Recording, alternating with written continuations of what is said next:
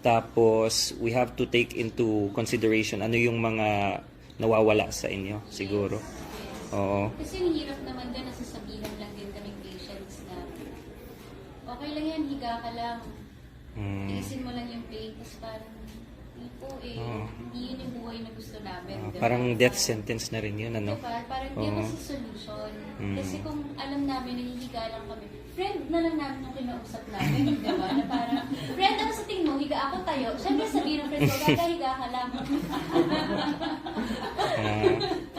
May last question lang po if possible. Meron kaming group AVN Warriors Philippines. Baka may message po kayo para sa AVN Warriors Philippines na group.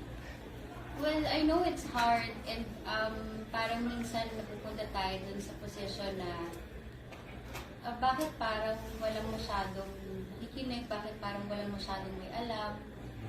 And parang minsan ang hirap iparating or i-explain yung pain na nararamdaman namin na day-to-day basis na you're just living with pain eh. So, I know kung ano yung pinagdadaanan nyo, alam ko kung ano yung nararamdaman nyo. I can't say na kapit lang, but kung kaya nyo gawa ng solution, then gawan nyo na ng solution.